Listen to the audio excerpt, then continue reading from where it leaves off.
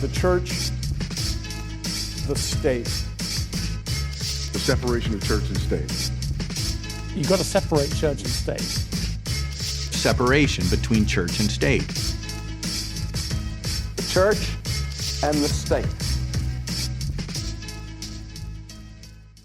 The Anarcho-Christian Podcast, evaluating the relationship between the Christian and the state. Us a king to rule us when you're gone. His life's work had been to help the people understand it's not the role of a man to rule over other men.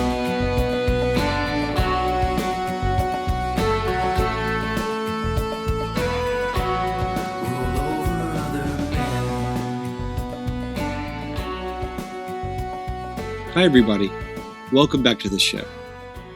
The common question concerning the church and the state is whether or not they should be separate. But what is the church and the state? Before we can properly answer if they should be separate or joined, we should work off of an agreed upon definition concerning both entities. Now this is a short blog post from the Anarcho-Christian website, and I just thought that it might be helpful to put it into the podcast because these are two definitions that have been brought up before, but I thought that this could be helpful to pull out these definitions from various episodes and make this short episode going over these definitions. So let's start with the church. The church is typically used to refer to the righteous and faithful. Sometimes, to the disapproval of many, it is used in a collectivist way that includes all of the terrible things that self-professing Christians have done. However, there is precedence in the church and church history for using the term the church in this way, that includes people that do not comply with nor affirm standard Christian morality or orthodox confessions. Religious scholars and theologians have come up with different terms to distinguish these two categories, while still identifying both under the larger banner of the church. Some say inner and outer church. Some say church visible and church invisible. The outer or visible church being anyone that affirms being a Christian, yet the inner or invisible church being those that are saved and regenerate, which only God knows. John Calvin put it concisely in his work, Institutes of the Christian Religion. If you've ever seen the Institutes of the Christian Religion, it's a massive volume. Usually it's broken up into 2 or 4 books, and it contains the majority of John Calvin's writings about Christian theology and doctrine. So this quote about the church is specifically from Book 4, Chapter 1, Paragraph 7. And so Calvin writes, "The judgment which ought to be formed concerning the visible church, which comes under our observation, must, I think, be sufficiently clear from what has been said. I have observed that the Scriptures speak of the church in 2 ways. Sometimes, when they speak of the church, they mean the church as it really is before God. The church into which none are admitted, but those who by the gift of adoption are sons of God, and by the sanctification of the Spirit, true members of Christ. In this case, it not only comprehends the saints who dwell on the earth, but all the elect who have existed from the beginning of the world. Often, too, by the name of church is designated the whole body of mankind, scattered throughout the world, who profess to worship one God in Christ, who by baptism are initiated into faith, by partaking of the Lord's Supper, profess unity in true doctrine and charity, agree in holding the word of the Lord, and observe the ministry which Christ has appointed for the preaching of it. In this church, there is a very large mixture of hypocrites who have nothing of Christ but the name and outward appearance, of ambitious, avaricious, envious, evil-speaking men, some of impure lives, who are tolerated for a time, either because their guilt cannot be legally established, or because due strictness of discipline is not always observed, Hence, as it is necessary to believe the invisible church, which is manifest to the eye of God only, so we are also enjoined to regard this church, which is so called with reference to man, and to cultivate its communion. So that is one way we can define the church when we talk about the church and the state. In short, it's believers or people who just profess being a believer, whether or not they are hypocrites or whether they are truly of the faith. Now, the state has just as comprehensive a definition as the church, but seems to have more assumptions than discussions regarding it. The presumed definitions tend to rely on the political persuasion and utilitarian degree of the individual, but Murray Rothbard thoroughly defines the state in his phenomenal essay, The Anatomy of the State. He writes, briefly, the state is that organization in society which attempts to maintain a monopoly of the use of force and violence in a given territorial area. In particular, it is the only organization in society that obtains its revenue not by voluntary contribution or payment for services rendered, but by coercion. Now we've gone over that little quote many times before. But being that not many have considered these terms in relation to the state, it may be helpful to read a little further into Rothbard's distinctions between the actions of the individual and the actions of the state. He writes further, while other individuals or institutions obtain their income by production of goods and services and by the peaceful and voluntary sale of these goods and services to others, the state obtains its revenue by the use of compulsion. That is, by the use and the threat of the jailhouse and the bayonet. Having used force and violence to obtain its revenue, the state generally goes on to regulate and dictate the other actions of its individual subjects. One would think that simple observation of all states through history and over the globe would be proof enough of this assertion. But the miasma of myth has lain so long over state activity that elaboration is necessary.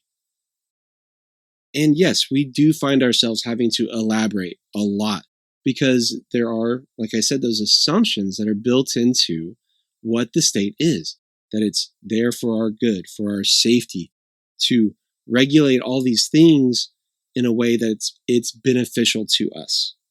But as Rothbard says, this is a myth. This is what is used to sell this sort of regulation and coercion and violence and threats of violence. Going over these sorts of definitions on what is the church and the state is going to be helpful. It's going to save you a lot of hours of going round and round and round. If someone is saying that the state is inherently a helpful system, that maybe we just need to get the right people in there, and you're working off of a system that it is entirely based in coercion and the threat of violence, you might be doing the discussion a disservice by not properly establishing a definition. And this is a good starting point. There's probably a lot of ways that you could elaborate on this, that you could tweak this sort of discussion, but with proper agreeable definitions of the church and the state, the conversations as to the relationship between them should be less complicated. Regardless of the political or utilitarian presumptions, the honest review of the natures of the church and the state should be enough to give us this answer. Should the church be separate? Should the church, this group of believers acknowledging this gift of adoption, this faith in Christ, this following of God's commandments, this understanding of the gospel, is this something that works with the state? A system based on the use of coercion.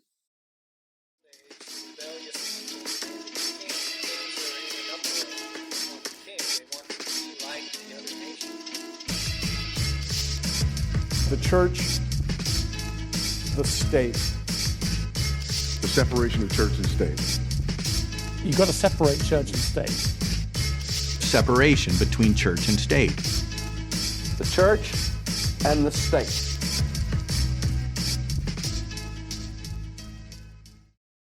So I hope you liked that short episode.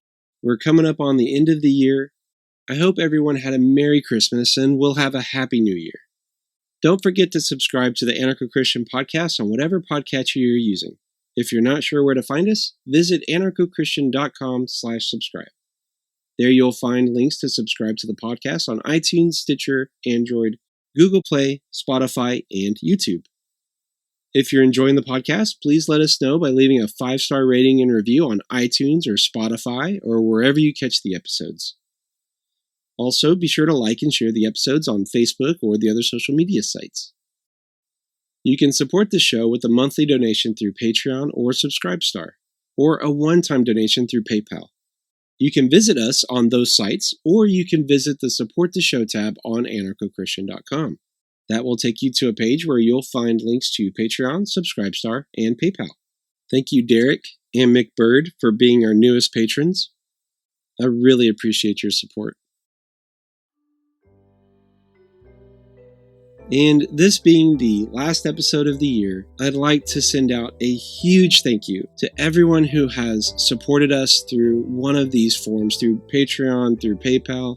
I can't thank you enough. It's because of your gifts that we're able to continue going, to pay for the podcast, to pay for the website, and to even pay for some of the research material that we've gone over in some of the episodes this year. So, and I'd like to do an end of the year shout out to everyone who's helped us. Tyler, Jesse, Bobby, Ephraim, Keksakalu, Marty, Alex, Jay, Norm, Davis, Joshua, Jared, Jarvis, Barrett, Amy, David, Daniel, Anton, Darren, Jesse, Al, Jonathan, Scott, Tom, Devin, Tom, Patrick, Wes, Elliot, Sean, JT, Benjamin, Terrence, Eric, Christopher, Nathan, and Paul. Again, thank you everyone for your support. Thank you so much for your donations this year. So I think that's it for today. Merry Christmas, Happy New Year, grace and peace, no king but Christ.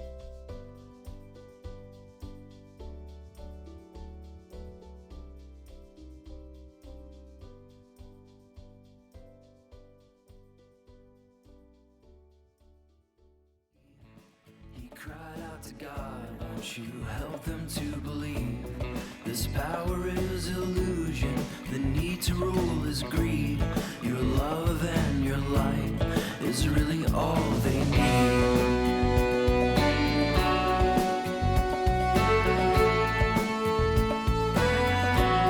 It's really all we need.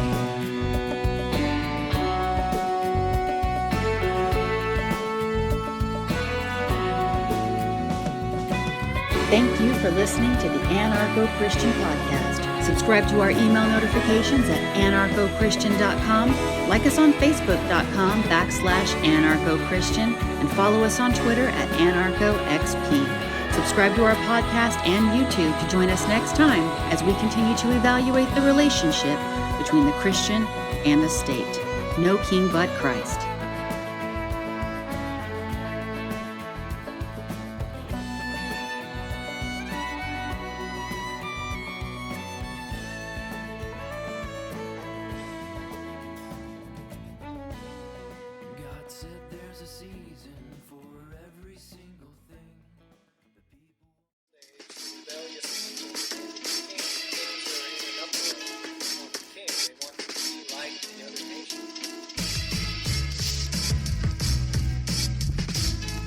The state. The separation of church and state. You've got to separate church and state. Separation between church and state. The church and the state. But what is the church and the state?